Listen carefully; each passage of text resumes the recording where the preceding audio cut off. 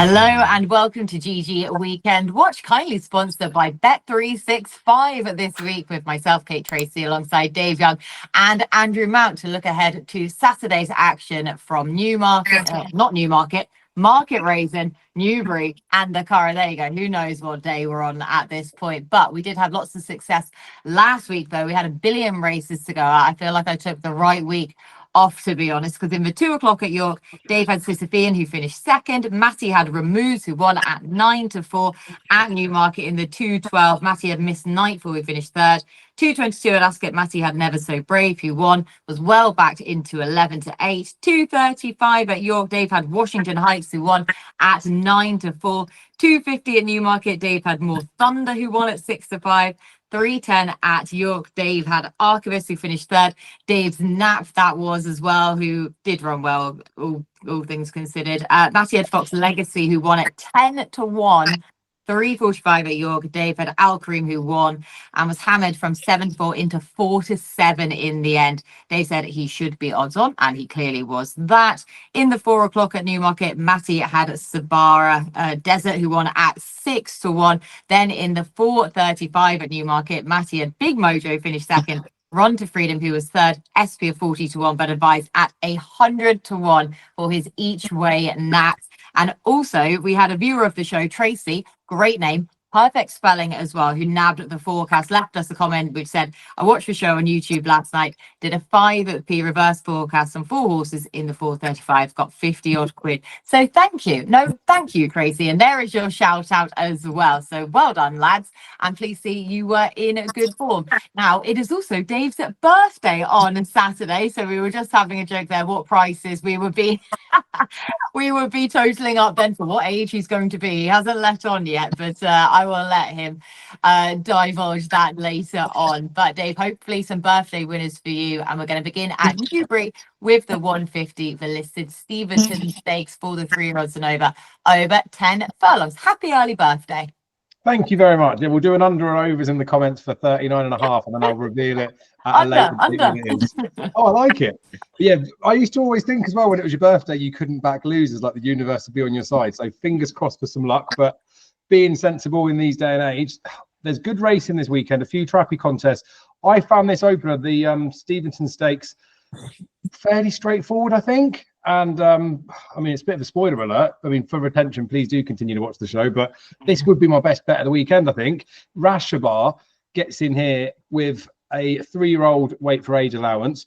He's dropping back from Group 1 company the last twice. We bumped into Field of Gold, but he's not only bumped into Field of Gold, he's had a ruling court in front of him, Henry Matisse, like proper Group 1 horses. And at the start of this season, over 7 furlongs, he was only just narrowly beaten by John Quill, wasn't it, in a Group 3. His last season as well, when you look at Whistle Jacket, when that was at 6 furlongs, I know these are different trips, but 6 furlongs, only got beaten maybe half a length, would have won that if got the rail. Then only got beaten a neck by Camille Pizarro. Camille Pizarro's cut the season and won like a French derby. There's just loads of back form. And of course, with all that said, he's won a Group 1 himself at Royal Ascot, hasn't he? So I just think he's a very, very, very good horse. Now, of course, he's stepping up to 10 furlongs for the first time that he's doing it. He is a 3-year-old that's in here, and we are used to seeing some older horses winning this race. I did look at some of those sort of trendy bits to just basically reinforce why I think Rashabar has got a chance, and also to make sure that I wasn't missing out on something quite obvious. But we've had, I think, 9 of the last 10 winners have been 130 or shorter. There was a streak of 7 favourites from 2016 to 2022. Last year's Phantom Flight was a big price winner at 16s, but wasn't actually a shock result when you look at the form of the horse beforehand. Then noting, like I said, he's a 3-year-old in here. There's been 6 winning 3-year-olds this century, and it's actually shown a profit from the 32 runners that have been here of 18 quid. Only 6-year-olds outperform the 3-year-old strike rate and the return on investment. They've had 4 wins from 13. That shows you like nearly £24 for a pound level stake. That's a positive for Okeechobee, who's come back from a big layoff last time out, but I'm not so keen on his chance here. I do, like I say, like Rashabar. Looking at the horses as well that have run in this that have not tried the trip of 10 furlongs, which Rashabar hasn't done. We've had 4 winners from 36 that have not tried at the trip. That's a massive negative return of investment of 60%, but I wasn't willing to stop there. I wanted to keep digging to see if we could make it look better. It does improve if you just look at 3-year-olds. 38% negative return on investment, so you'd still be losing money. But if you take horses that had already got course experience at Newbury that hadn't tried 10 furlongs, there's only 5 horses that qualified from that. 2 of those horses won, so that now shows a positive 60% return on investment. The other, well, I say the other one of the other 3 that was single figure price as well, came second, but traded 107 in running. So I just mean that 3-year-olds coming into this race have got a positive stat. Horses that have not run at this trip but have run at Newbury have got a positive stat. So Rashabar ticks those boxes, and the actual back form for this horse as well suggests that he is just much better than a listed class horse. I think there's a few horses in that could be like tarnished with it, but I think he definitely is a group horse in a listed race. The weight for age that he gets at this time of the season as well, £9, is way too much. He's pretty much top rated in the field, anywhere for 113. There's only one higher than him for 114. I just think he's got rock solid form. He's run at the start of the season at Newbury, was good enough to suggest that he's fine. I know his last 2 defeats look like they're miles back, but they're against proper horses. And Brian Meehan said at the start of the season as well that he needed the run. For all that he said beforehand, he thought he was ready. He thought there was no pace around him there to do a bit too much work in there. So look, they've had 3 races this season. He's got to be teed up for this. It's a listed race in name, but he's a group horse in nature. And I think Rashabar at 9-2, I think he is just a ridiculous price. So all the way Rashabar. All the way Rashabar then, yeah, to take on Enfjaar at the head of the market. 130 with 365 is Rashabar. Andrew. Yeah, Dave's barking up the right tree with the market leaders in this race. Favourites are 7 from 11. That obviously includes a couple of joint favourites in the past 10 years, a profit of £7.89. 2 of the other 3 winners were second favourite, and of course the 16-1 shot Phantom Flight last year was the exception. I wanted to be against Ancient Wisdom here. It's been gelded since we last saw him, and Charlie Appleby's got a poor recent record with newly gelded Dubawis, 0 from 26 since November 2022. Expected winners was between 6 and 7. A lot of those at very short prices. I wanted to be against Okeechobee as well, who I thought needs plenty of cut in the ground or an all-weather surface. So those are, I think, the sort of or is it sort of 3rd and 4th favourites? I think it's between Enfjaar and Dave's pick Rashabar. I'll just side with Enfjaar, but I'm not particularly, so I've got a massively strong opinion. I've noticed that our new sponsors, the 3rd best thing to come out of Stoke-on-Trent after me and Robbie Williams, are offering evens on either Enfjaar or Rashabar to win. So maybe that's the bet. Are you from Stoke? I always just assumed you were from Leicester. No, I'm a Burslem boy. So. God, I've learned something new about you today. Yeah, born within a stone's throw of Port Vale's ground. Nice. I mean, well, that's bragging rights right there. Also, Leona May didn't make your Stoke famous people list. She's close to. Sorry, Leona. I love it. Still goes in at 4th though. Still under 365. Denise is holding firm there in 3rd. Well, maybe not Denise anymore. 205 now at Market Rasen is a 0 to 135 handicap hurdle. 4-year odds and over 2 mile, 4.5 furlongs. 2 to 1 the field. Deploy to Spy it is who heads away for that lethal combination. Sean Bowen and Ollie Murphy. Andrew. Interesting race. There's only 8 runners. I noticed the prize money's come down about £1,000 as well since last year. So that's Jockey Club race courses for you. Hopefully they've also logged off 10% off the price of a bottle of Prosecco at Ladies Market Rasen this Saturday, but I can't see it. I thought there might be a fair amount of pace here despite the smallish field.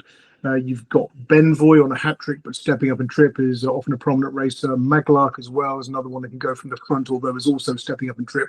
I thought the obvious front runner, albeit for a new yard, is Broughshane in the first-time blinkers. So hopefully there will be a decent pace. That could set it up nicely for 2 of the hold-up horses that I think can run well.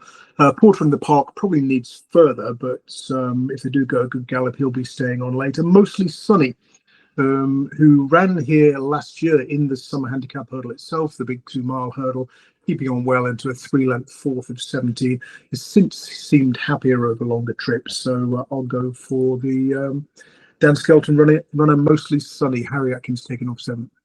At 9 to 2, Mostly Sunny with 365. Dave, jumping to you. I know, it's exciting, isn't it? I got carried away on a couple of the jumps races, so I won't waffle about this one too much. But yeah, it's good. 0 to 135 and the top rate is 127. I'll say that all season, just see how low we can get under the top bar throughout the year. Porter in the Park that Andrew mentioned, seen a little bit of early money as well. I don't know anything about Cameron Johnston Baker that's taken the £10 off. I do know that he's shown a level stake profit on Racing Post for the dozen rides that he's had. And like Andrew says, this horse probably does want further, but the £10 that comes off this horse puts the horse like equivalently £8 lower than his last winning mark, which is very interesting. I know it doesn't always work out like that, but when you've got these new up and coming jockeys, maybe he's worth more than his £10. So very interested and can see why there's money for that one. I love the fact that Flying Fortune won this last year, and I get to mention the Persian War in July. It's brilliant, isn't it? That's why it's my birthday. But I looked at this and thought maybe they might send another horse in here. Mickey Bowen's taken over the reins, hasn't he, at the yard? We've got James Bowen riding Broughshane that Andrews mentions in first time blinkers. Stable switcher, hard to make a case on the form lines of it. But if you look at the fact that, you know, this is a meeting that the yard have always targeted, first season training, you think they might have got a horse in that's got a bit of a chance, was with John Joe O'Neill beforehand.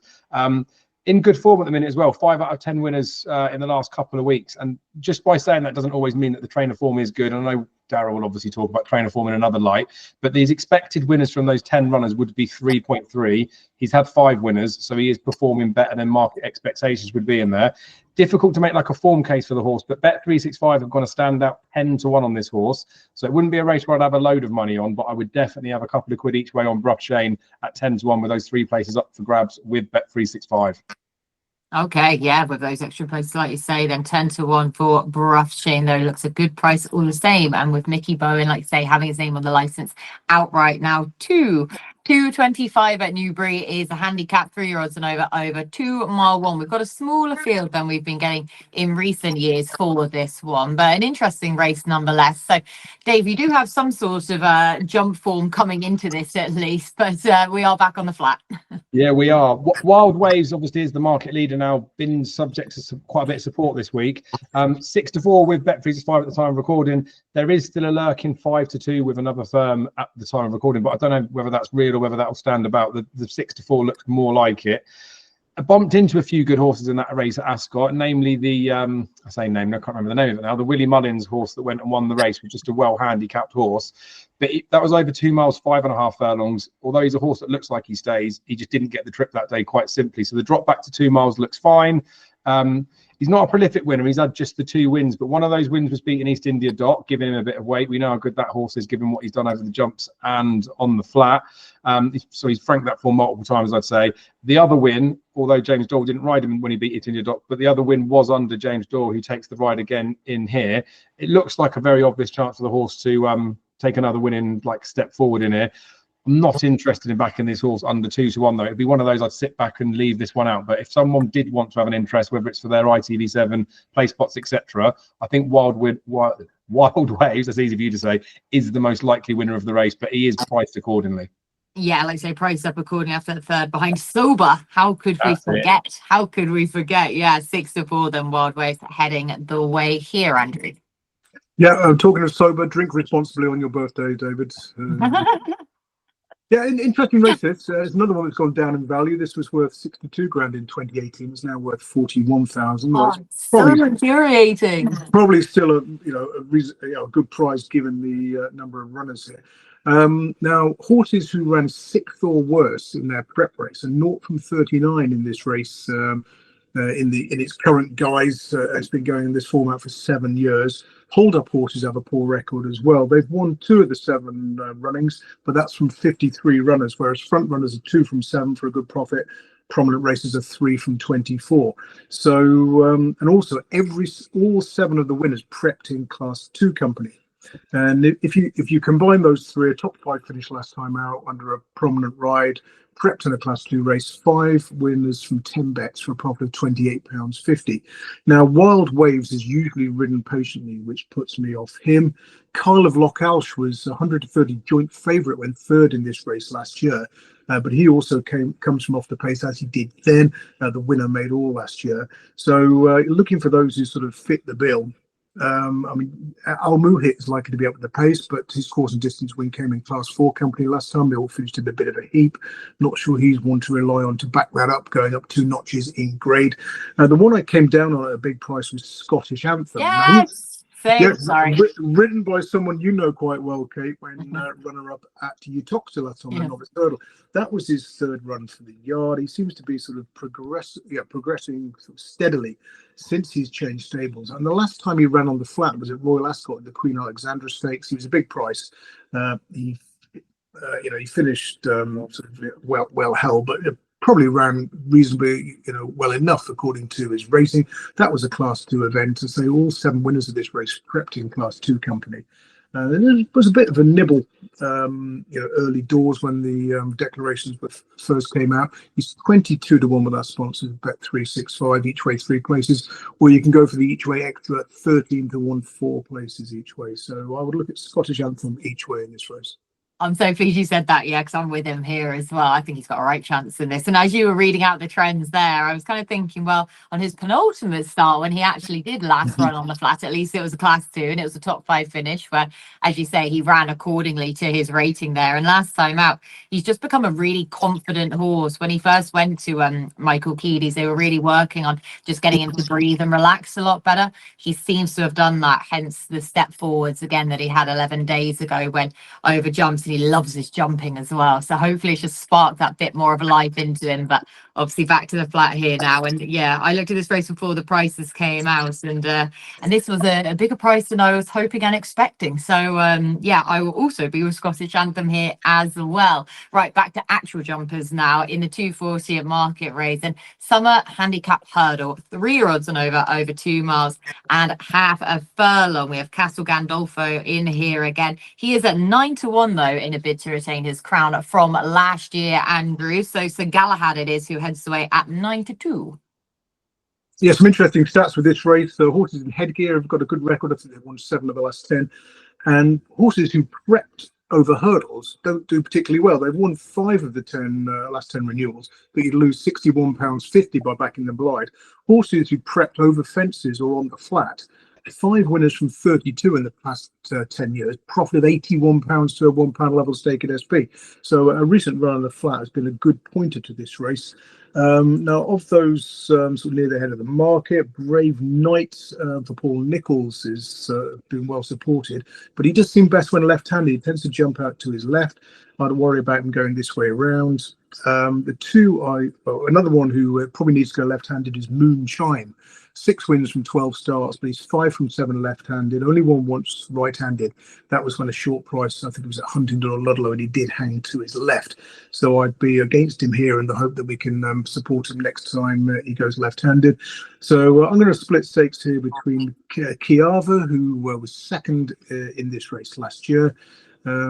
His record in handicap hurdles at Market Rasen is 2nd, fell 1st and 2nd. And Cavern Club, a winner from off the pace at Chester last time out for James Owen, wearing cheek pieces. Gavin Sheehan on board. I thought Cavern Club would probably be the way to go here. I think he's the biggest price of the pair. So if you're looking for just one, go Cavern Club each way, but I do respect Chiava as well. I think the winner will come from off the pace, as it often does in this race. There's plenty of pace as well, and they should go a good gallop early. Okay, 11 to 1 about Cavern Club has been nibbled in from 14s as well, and Kihava is at 8 to 1 in from 12s. But yeah, Cavern Club, the bigger price of those two for the summer handicap hurdle, Dave. It's a mad one, isn't it? This is a race, especially with the summer jumpers, that most of these horses probably have been trained for it. And there's a lot of horses like Andrew have touched on with Brave Knight. And I paid less attention to Moonshine, to be fair. I thought he had a bit of a chance, but Andrew has put me off royally with what he just said there about him going left, because it is a very notable trait. But there's those types of horses, aren't there? They fit the bill to be this type of horse, this summer handicap hurdle. But if the track conditions don't suit, they're still going to run them, because if you don't buy the ticket, you can't win the lottery. But I found it really hard, because Castel Gandolfo from last year, he's prepped in the same race, hasn't he? He's won it this year. That's hiked him up £5. It now puts him in a position where it's a career high effort that he'll require to achieve here. And I don't know if it'll happen. Chiava, we know that is was favourite for the race last year, got beat by Castel Gandolfo. There's been races this season as well, like at Musselburgh when he won the Queen's Cup, that I looked at him and just thought he's just too high in the weights now. And then he goes and wins, and then Newmarket after, he still ran really well despite not getting a clear run. So he's the type of horse that doesn't really matter what rating he is. You know he's going to put an effort in. So another one like Castel Gandolfo that I think could run well, but probably is held for win purposes. Brave Knight was the one towards the front that I did like, but as Andrew touched on, it probably is better going the other way around. It might, I don't know if it is going to fully be enough to stop him like running a bold show in here though. There's a line of form where he gave £5 to the late Dodge Along last year. That horse reached a mark of 135. That horse slammed his rivals in a handicap of 117. So I think the 127 for Brave Knight is decent. We know what Harry Cobden's like this time of year or any time of year, so he's going to have a chance with that horse, but it's just not tempting enough to back. So Galahad I wanted to be against, because for all that he's got 4 out of 4, his last one he looked a bit laboured. Even when they crossed the line, as much as the horse stuck his neck down, I don't think he had much left. And when Andrew touched on like some like hold-up horses coming off the pace, I think the last 3 were sort of prominent, and then the 3 before that were all right out the back. That's why I was kind of looking for a case to find 2, one out the back and one at the front. The one out the back that I quite liked was Moonchime, who is top price with Bet365 11 to 1, but I really hear the cries from Andrew about him wanting to go the other way around, because it is apparent he does hang. So I've kind of gone off of him. So the one I will just stick up as a sole selection in it is Nibras Gold, who might seem a little bit crazy given the fact that this horse was in this race last year at a big price, 33 to 1, so wasn't expected to run well and didn't particularly run well, but that was in a first-time visor. If you look at this horse's hurdle record, his form figures are 2, 1, 2, 5, 1, 3, 2, 2, 2, 2, 4. So the one time when he was tailed off in this field, it's just because he had the visor on. Now, this horse has switched to James Owen. James Owen won this a couple of years ago with a very different type of horse, but they put cheap pieces on this horse.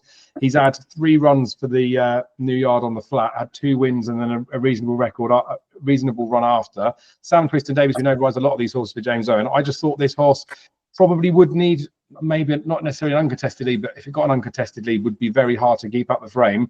I do concede though that if this horse does get pestered, which is likely to happen in this race, he might actually just be a million. But at the price that he is, he's a top price 18 to 1 again with Bet365. I thought he was just worth a bit of a chance, because he could be better than his mark of 115, and I definitely think he's much better than he showed in this race last year. Oh, big price then to go at. I was wondering which this was going to go, which route we were going to go down with you for the summer handicap. So big price at 18 to 1 then for Dave. Right, back to Newbury now for the Group 3 Hackwood Stakes.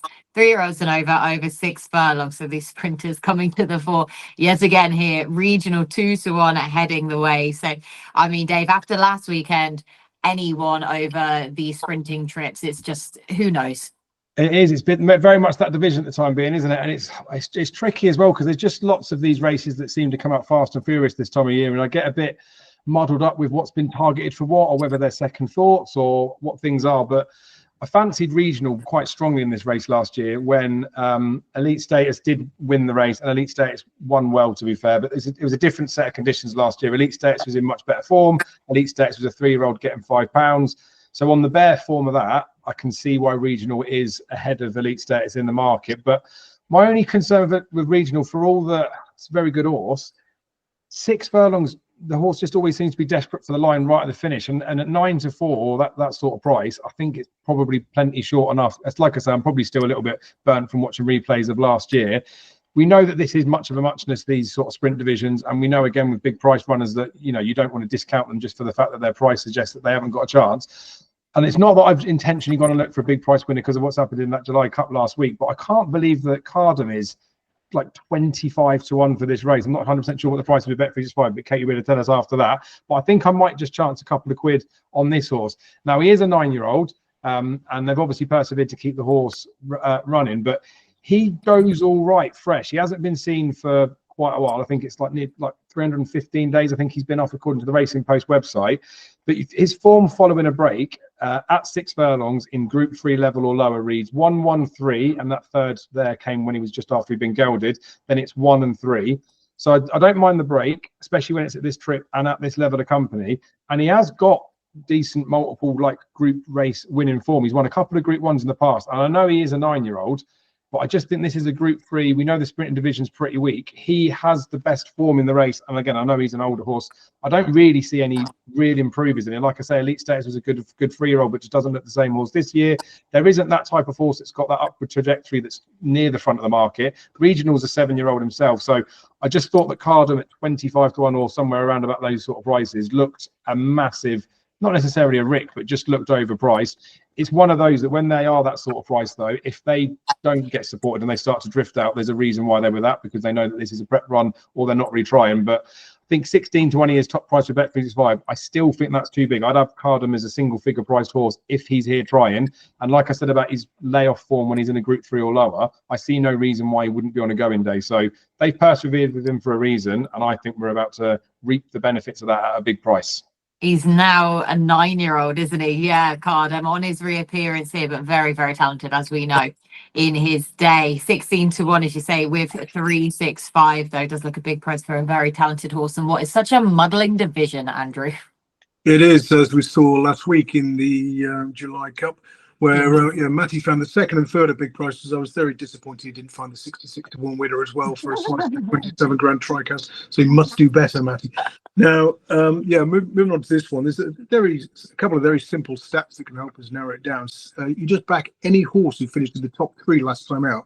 You'd have found 8 of the last 10 winners from just 30 bets and made a profit of £46.50. And as well, 9 of the winners had raced within the last 28 days. Those that hadn't were 1 from 35. Now, Regional just fails on that recent run angle. Khaadem falls down on that, as well as King's Gamble, despite that trio all having finished in the top 3 last time out. I mean, Regional is the kind of horse you want to back each way at a price, I think. He's not one away from Haydock or York for umpteen years, and 9 to 4 about a horse who was beaten fair and square in the race last year seems a little bit short.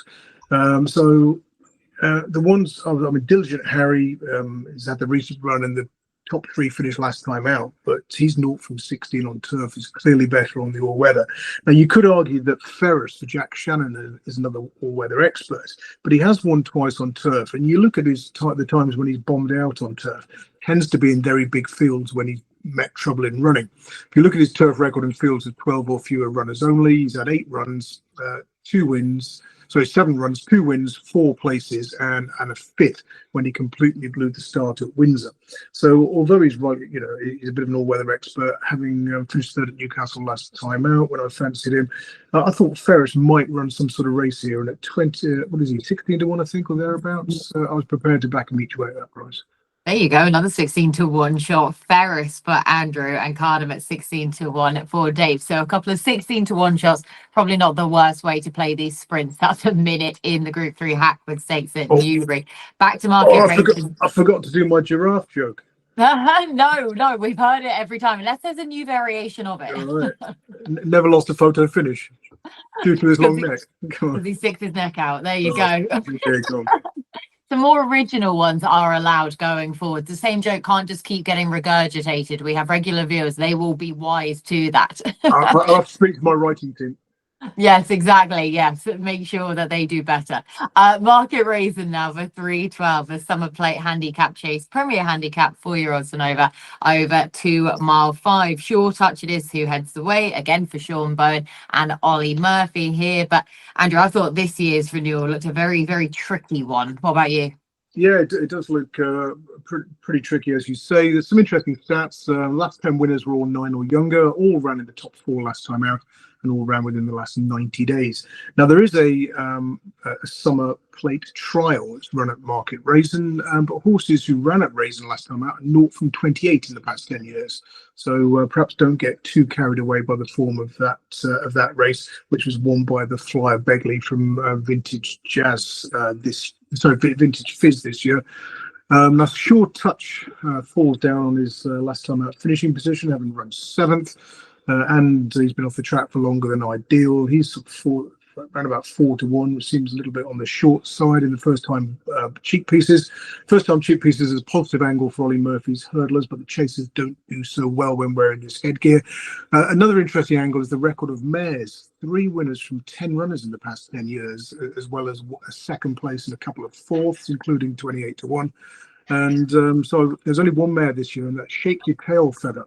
who is quite interesting, I thought, for Dan Skelton. Only a 6-year-old, a big price, tends to go well in the warmer months. She's had 4 runs over fences in the March to September period, second, first, and third. That third coming on her latest start 11 weeks ago, when only beaten a length and 3/4 at Hexham. So she likes to come from off the pace. She rarely runs a bad race, very rarely out the first 4. She's got sort of youth on her side. She's it looks to be at the right end of the handicap. So I thought Shakeyatailfeather could go well here.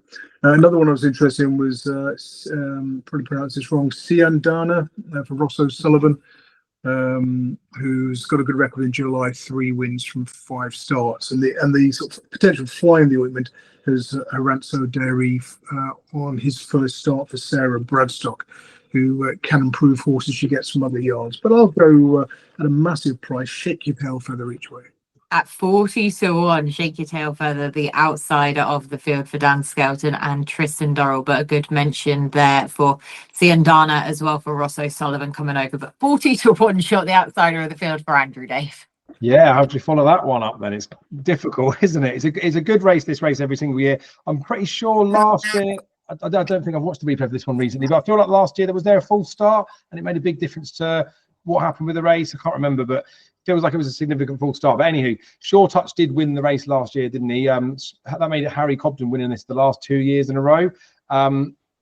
He's obviously going to have a bit of a chance, like taking it 12 months ago. He's a pound lower than the mark, but got first time cheek pieces on, had wind surgery. I think he's had wind tinkered with. He's just not really running any sort of form. And I know people will think, well, that's them plotting him to keep the mark, but I think you'd have to leave him well alone based on the current mood that he's in and all those bits of tinkerage in there.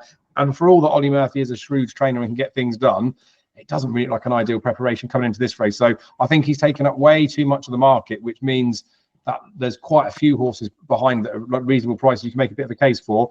Baloo's a really interesting horse. Remember when Andrew tipped this one up and gave the forecast to Ascot to beat Bad? He actually I think he just napped the forecast actually, and he didn't even go for the win. Straight into the juggler. We went with there.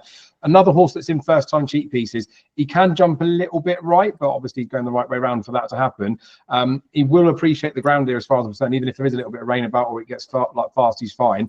And as much as he's only rated 136, and I say only with a pinch of salt, because he's down in the weights as like 10 stone 13 he's carrying, he could just be like the class horse that's in this race as well. So I think Baloo's got a much better chance than the price he's shown at. He's double figures in lots of places, so I think he's well worth a mention. I did touch on Harry Cobden though, winning the last 2 renewals of this, and we've got an Irish trained runner in Gavin Cromwell's Ballysax Hank, who the UK handicap has added £7 onto his Irish mark. So we know the UK tax anywhere like sort of £5 to £7 just seems to be generically flung at these horses. I think that's really light though, because his Irish mark of 121 has basically been given. He had a couple of chase starts where I think it was heavy ground and soft ground. I think he unseated in one of them. I don't know if he pulled up, but he didn't complete his first couple of chase starts, but there were excuses for that. And he was a beginner's chaser. Then in his third start, which was on good ground, he backed up. And then he's had a couple of runs or a few runs after since over hurdles. But the hurdle runs, he's like his hurdle records, I think he's still a maiden over that. So it looks very much like the plan. If you've got a horse that you don't want to protect their mark, you run them over the different code, don't you? And like I say, he's 121 mark, I think is light. I think this horse probably could be 130s-ish. 6-year-old, Cromwell knows how to target a race. And if he's phoned up Harry Cobden to get the ride, I think that's a massive sign of intent as well. So Ballysax Hank would be the definite selection for this race. But it's always one of these that I have a relatively confident fancy in, and then things don't go to plan. So with a pinch of salt. One last thing to mention on this one, seeing as we're chucking up forecasts and tricasts left, right, and centre, I did the cheat sheet for the summer plate to try and see if we could find another qualifier. There's a combination trend that I've looked at in the past. It's found 4 of the last 10 winners, and it pulls back a near 500% return on investment. So I always have my fingers crossed that we'll get a qualifier. We don't. The metrics I'm looking for is rated 127 to 137, but carrying less than 11 stone. They have 1 or 2 runs at Market Rasen, but they haven't won there, and they're aged 6 to 9. The 4 that get really close to qualifying on that are Sure Touch, but obviously he's won here. Ballysax Hank, who hasn't been round here. Baloo, who is another one that's actually been round here but won. And Vintage Fizz is the other one that I know Andrew said from that the sort of the lead race that goes into this, he comes second there, which isn't necessarily the best way to find the winner. big old price in it, about 22 to 1, I think. He falls out on the fact that he's had more than 2 runs at Market Rasen. He's had 4, I think, but he hasn't won here, so they're all on the cusp. So that would be the ones for permanent up for a combination tricast, I reckon, for me. Sure Touch, Ballysax Hank, Baloo, and Vintage Fizz. But it is Ballysax Hank for the win. Okay, so you're with Ballysax Hank then, but interesting about those 4 near qualifiers, and I'm glad that we heard what they fall down on as well. That was super useful. But yeah, Ballysax Hank at 11 to 2, in from 8 to 1. When in doubt, decide with Harry Cobden in this race. But I'm super pleased that he gave Vintage Fizz a good shout out there. He's going to be my selection, was overpriced for this. So I was interesting to know which one he was going to fall down on, and the fact that both of you basically have said that most recent run in the qualifying race essentially for this, when he finished second in it, but he didn't win it, so hopefully that's going to be a positive then for Vintage Fizz. Right, the 3:30 now at Newbury, the super sprint stakes for the 2-year-olds over 5 furlongs. I've actually got an even money favourite in this, in Havana Hurricane, but normally, Dave, this is just fast, furious, everything in between. Who wins it? Well, it's a good looking race, because obviously you need to have been purchased at a certain auction to get into this race. So it's worth stupid amounts of money, but with respect to some of the horses, there's a lot of horses here that are absolute millions that haven't got a chance. Havana Hurricane, I don't think was definitely going to come to this race, but was mentioned the week was going to come. There's been lots of support. So now the horse is around about even money. Look, the chance is there for all to see. 2 from 2 at the trip. Just won the Windsor Castle Stakes at Royal Ascot. Is undoubtedly the one to beat in here, but I'm not interested for even money. And of course, within horse racing or within betting, the whole betting sphere, it's to do with the price versus the chance you think they've got. If you think you can get a bit of value out of it, then they're the ones you want to side with, even though Havana Hurricane clearly has a massive chance of winning this race. So the one I'm going to side with is the second fav, the filly Enfjaar. Looks like the chief rival anyway. The market agrees with that. We've got a standout top price with Bet365 of 11 to 2. That's a fifth of the odds, 4 places. Now, she's a listed winner herself. So I think she makes plenty of each way appeal for that thievery that we all know and love when it comes to these types of races. But I don't see her out the frame. But I think I could happily throw a win dart as well. She might go in like a few each way multiples, but it's just because of the size of the field. 5 furlongs, if she gets a bit messy, she might not be the never near a third. And I know there's prize money, but I don't know how much they'd give them a hard race if they get caught up. Both these horses have got reasonable draws. Like, I think you want to be sort of middle-ish to high probably to win this race, looking at previous trends in this. And neither of them have got an excuse, but they tried Enfjaar at 6 furlongs last time. It didn't look like it was her favourite trip. She is very good at this distance, and even on official figures, she's right up there with Havana Hurricane. So Enfjaar would be relatively strong selection given the fact of the prices. I'd have these two much closer together. I'd probably have Havana Hurricane closer to 2 to 1, and then Enfjaar a little bit closer to sort of sub 3 to 1 in there. But as the prices stand at the moment, I'm definitely with the filly. Too much disparity. 11 to 2 Enfjaar, yeah, and Havana Hurricane is at even money. So Dave, taking on the favourite here, Andrew, what was your play? But yeah, tricky one. I think given the fact that Bet365 are offering 50 odds 4 places when you've got an even money favourite, with I think you've got to play each way on 2 or 3 against the jolly here. When the favourite's solid enough. It does fall down the draw stats. All the last 10 winners were drawn in stall 10 or higher, but he's in stall 9, and there's 20 runners. Sometimes there's 23, 24, 25. So it's probably splitting hairs to discount him on the draw front. Last time out winners have got a good record as well, winning 5 of the last 10. If you combine last time out winners with a stall 10 or higher draw, you'd have 5 winners from 33 bets in the last 10 years and a profit of £22.50. That brings in Kotai Bell, Big Fun, and Irish Fighter. Of that trio, I prefer Kotai Bell from stall 13. Won a nursery last time out. That's not been a barrier. Stepping up in class to a good run in this race previously. I like the way that she's gradually progressed. She was desperately green when 11th and 15 at Leicester on her debut back in April. Still green when second at 40 to 1 at first, got a second start. Then she won at Wetherby, and then last time out won that Haydock Nursery where she took on the boys and beat them. So I think she's going the right way. Certainly won't put you off her each way. Same with Big Fun and Irish Fighter. Of those who didn't win last time out, Enfjaar, Patient Star was no help when 5th at Newmarket last time out. We know Rod Millman's got a good record in this race. And Karma Chameleon. I'm not going to do my club jokes. Colour change. No, where's red, gold and green? Red, gold and green. But yeah, this was one that I... cast your minds back to the Brocklesby Stakes. I think I put him up for that race, but because there was a strong headwind and he was up with the pace. So he could only finish 6th. He came out and won at Doncaster next time out. Then ran 5th to Enfjaar at Sandown when sort of too keen, doing too much too soon. But last time out, ran a really good race at 80 to 1, finishing 5th to Havana Hurricane in the Windsor Castle Stakes, only beaten 2¼ lengths, was 3rd best of that far side group. So given their respective prices, you're sort of talking about something like, you know, evens and what is it, sort of 16, 20 to 1 for Karma Chameleon. Then you know, there's no reason why that one can't chase home the favourite again, or sort of maybe even reverse the form. So I'll put up 2 each way. I'll go Kotai Bell on that stall 10 or higher last time out winners system, and then Karma Chameleon because I like the name. In the white, gold and green. Yeah, it's not the same, is it? 16 to 1 then for Karma Chameleon, 12 to 1 for Kotai Bell. I was doing some laughing. I can't remember which, if it was last time out for Karma Chameleon or the time before, but whatever was being broadcast at the time, obviously whoever was saying his name hadn't been given the memo. I hadn't kind of put 2 and 2 together about it being Karma Chameleon, and they called them something wild like Karma Came Leon. Just watching it like, what? It's LA goes to Vegas all over again. Yeah. I also can't talk because I probably have done this with the amount of stateside races I have and the amount of names that will just appear that I've definitely mispronounced. So I shouldn't be throwing stones, basically. Yeah, we've all done it. Sometimes you look at them and it just doesn't jump out at you. And then when you hear the commentator call the name, you think, why didn't I see that? Yeah. Karma Came Leon. Karma Chameleon then in that 3:30 along with Kotai Bell for Andrew. Right, for 3:40 now, the main event, the big race of the weekend is the Group 1 Irish Oaks at 3:40 at the Curragh for the 3-year-olds over a mile 4. We have a 1 to 4 shot here in Mini Hawk heading the way. So I know, Andrew, we've got a bit of a non-event here, but did you have a way to play it? Yeah, the Group 1 seller. Just watch it basically. Yeah, I'm just looking at Bet365 each way extra market. I mean, you can play extra places, 3 places and 4 places.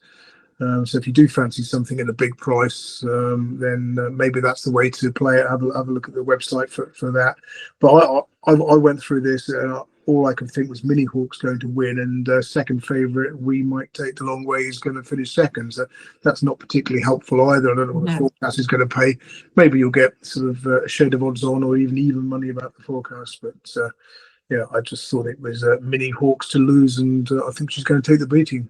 Yes, at 1 to 4. I was actually just looking at the each way extra market there on Bet365. I was looking at Mini Hawk, to be honest, with 2 places, 1 to 4, then 2 to 15 with the 3, and 1 to 8 with the 4 then. So yeah, just interesting to look at these different markets all the same. But yeah, Andrew's potentially got the forecast then, but it is the favourite and the second favourite, and it may not return all that much anyway, Dave. So did you have another angle? I think I do, and I feel like, I don't want to say bullish, but I feel like fairly confident that what I'm doing is the right thing. Whether it draws a return or not is a different story, isn't it? Values in the eye of the beholder and all that. For the forecast purposes, 1.69 it is on Bet365, and if you just backed We Might Take the Long Way without the favourite, she's 1.66, so 4 to 6. So a part of me would think, rather than doing the forecast, you might as well just bet without Mini Hawk for the small difference, because then if anything happened to Mini Hawk, you'd still get paid, if you know what I mean. So that could be one way to do it, but not really that exciting, is it? I mean, I do get it. I get why Mini Hawk is the favourite in this, like, deserves to be favourite. 1 to 4 and 2 to 9 about it seems very, very, very extreme. I know our only realistic rival might be We May Take the Long Way, who is the one that I want to side with. She was sort of well beaten at Epsom, but it was dodgy ground that weekend. And if you look at the actual finish of the race, like, the market principles finished about where they should. We Might Take the Long Way ran sort of better than the price would have done. She beat Giselle, didn't she? She only just got picked up by Desert Flower in the latter stages. But you look at the first 3 home, they all managed to get to the rail, and We Might Take the Long Way ran like a couple off of the rail and was by far the best finisher for the horse that wasn't on that inside slack. So I know she's got 5 lengths to make up there, but I think it's conceivable that she can get much closer. And of course, she did beat Mini Hawk in a maiden. I know it's a while back, and there was a different trip. It was over 7 furlongs, and you know what's happened under the bridge, and Mini Hawk's gone out and proven herself after. But I just think there's a lot to suggest that We Might Take the Long Way feels like the right bet. Now, it is only each way 2 places in here, but for conversation's sake, if you were to take the 9 to 2 about We Might Take the Long Way and do, say, like a point each way, you'll basically get paid 11 to 4 if she does win the race, because you're doing it each way. And if she comes second, you'll get your money back. So I think I'd rather do that than have a point stake on her sort of without the favourite or betting her to come second in that forecast measure. The other one that's definitely worth a mention is Subsonic, purely for the fact that she ran half a length behind Mini Hawk when very green in the race. And then after, you just need to draw a line through that run to give her any chance. But she was favourite for that based on that Mini Hawk form. But she just wasn't herself the time after. She's 25 to 1. So a part of me feels like I want to play this race with, we might take the long way as an each way play. I know it's only 2 places, but she either wins this race or she comes second, and probably most likely comes second. And then if there is a flyer that goes and wins this one, Subsonic at 25 to 1 wouldn't be the biggest shock winner, because you can imagine everyone saying, well, she was only beaten half a length by Mini Hawk when she was green. It was conceivable she could win this. But whichever way I'm saying it, like Andy said at the start, you probably want to sit back and watch it rather than sitting back and watch Mini Hawk win at 1 to 4. I think she's so short that I want to try and take her on, and that's the way I'll do it. Each way on, we might take the long way, and then I'll have a small little win dart on Subsonic as well at a stupid price. So if you were going to guess the SP, would you say bigger, shorter than the current 4 to 1 on? So I would say shorter. I'd say she's going to be 6 or 7 on. Yes. Sadly, that is the thing. Like I feel like she'll probably sit around it, but I think she should be about 3s on, and I think the second fab should be like a bit shorter, like no bigger than 4 to 1, maybe even 7 and 2. So it's not stonkingly big value, and I do respect that Mini Hawk is the most likely winner. Like I still think that if this race was run 10 times, she'll win 7 or 8 of them. But fingers crossed this weekend, as it's my birthday, maybe Joseph will go and do his dad. Yes, yeah. Well, or maybe you should just buy a lottery ticket. Yeah, all that. Either way, interesting though, taking on Mini Hawk. But yeah, we might take a long way. 9 to 2 in the outright market then, and also Subsonic is 25 to 1. Interesting when you're looking at the betting without market though, without Mini Hawk, Subsonic at 7 to 1, without Mini Hawk, and we might take the long way. 11 to 4 for Subsonic, and we might take the long way without Mini Hawk at 4 to 6. Right, that covers all of the scheduled races. So anything from anywhere else, Dave? Nope, didn't have time to look. And there's enough good racing on the ITV, isn't there? There's plenty. Andrew? Yeah, a few at the Curragh. The 2 o'clock, the Scurry Handicap, Premier Handicap. I noticed that Mick Easterby has got one in the race for the first time since he won it with 16 to 1 shot perfect pasture back in 2016. That's Cannon's House. Thought he'd go well. In the 305 at the Curragh, the Sapphire Stakes Group 2, you've got to go with the Brits. They've just got a fantastic record in this race. So Magira over Rumstar, and Magira the obvious one for Ed Walker. And finally, the 450 at the Curragh, the Nursery. I did go for the stats for my Andrews Angle column, and Parkside Lad came out well. Okay, perfect. Now, sorry, my Tesco order has just arrived. It's 10 minutes early. So I'm going to have to go in just a second. Anyway, Andrew, your nap, please, for this weekend. Oh, I knew you were going to ask me that. I'll go for the I'll go Cavern Club in the Summer Handicap Hurdle for 240. Okay, perfect. Cavern Club it is at a nice price as well. Dave? For the viewers that waited from the start of the very first race all the way through to now, it's still Rashabar. Rashabar, I think, will win the Steventon Stakes. All the way back to that first race then at Rashabar at 130, if my memory serves me well, for that opening contest at Newbury. Right, lads, thank you so much for all of your work. You can hear my door knocking. That is my early Tesco delivery. They're getting really angsty now. Hurry up, Kate, before your ice pops melt. You order it at a certain time for a reason. Anyway, lads, thank you so much for your work. She keeps smiling. Thank you so much to our sponsors this week, Bet365. Enjoy the coverage and the action this weekend. Best of luck with your bets, and we'll speak to you again next week.